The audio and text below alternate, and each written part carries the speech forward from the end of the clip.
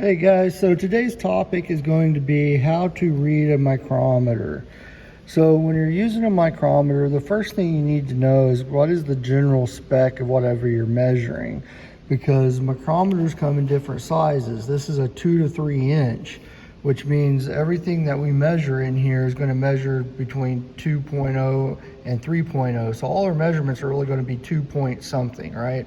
So if the spec for whatever I was measuring was 3.46, this would not measure it. That's too big. Or if it was 1.4, that would be too small. So you got to have the right size mic for what you're measuring. So looked around the shop real quick to find something that would be slightly over 2 inches that I can measure, and came up with this can.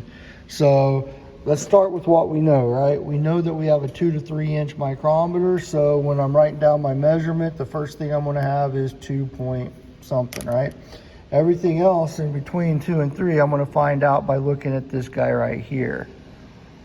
So I'm going to measure this real quick. So when you're measuring, what you want to do is, when you go around something like this, is you want to make sure that the surfaces on either end are flat on that surface, just like that one is, right?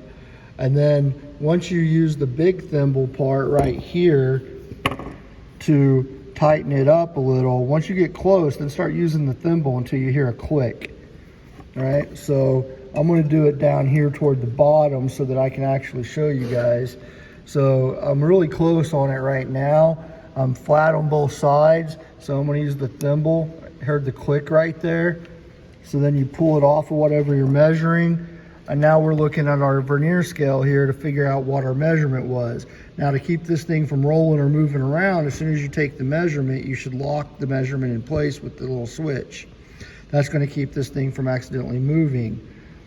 All of the big numbers that we see up here on the top where it says 0, 1, 2, 3, 4, 5, and 6, that is going to be your first digit after your decimal point. So those are 1/10 of an inch, right? If you look, you can see that I'm just past the 6. So if I go back to my measurement, right, I know I'm at 2.6 something. So how do I get the rest of it? Well, there's 3/4 in a dollar, right? If I look at this guy, let me get it focused.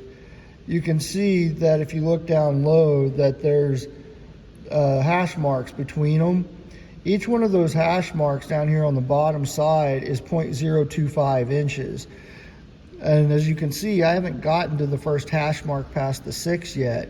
So that means that I'm not to 0.60 or 625. So what I got to do is I got to look up here. And you can see I got the 10 and then I got a 15. So as I was rotating it, I got to 13, but I didn't quite line up 14 with that line right there, that one line that goes across. So what I would do is I would use the number that just passed it, but not the one that I haven't gotten to yet. So that would be 13. So my measurement right here would be 2.613. Now, when you get into precision measurements in cars and stuff, a lot of times the specification of what you're looking for is going to be 4 digits long. So to find the 4th digit on a micrometer after the 613, basically what that 4th digit is telling us is how far I was past 13, between 13 and 14. So if I look at the very top, you got these very small numbers up here. What you do to get that 4th digit is you find the one that lines up perfectly with the lines up on the barrel. So if I look right here, number 6 looks close, but not quite. 7 lines up perfectly, right? So you got the number 7 down there, you follow the line up, and it matches up perfectly with one on the barrel. So my 4th digit that I would have for this measurement is going to be that 7. So my total measurement of the diameter of this can is 2.6137 inches. All right. So and you can do that on anything. It doesn't have to be round to measure it with a mic. I could come over here and measure this guy if I had the proper size mic. So micrometer measurements, number 1 rule, make sure you got the right size of micrometer. You know, 2 to 3 inches is what we had here.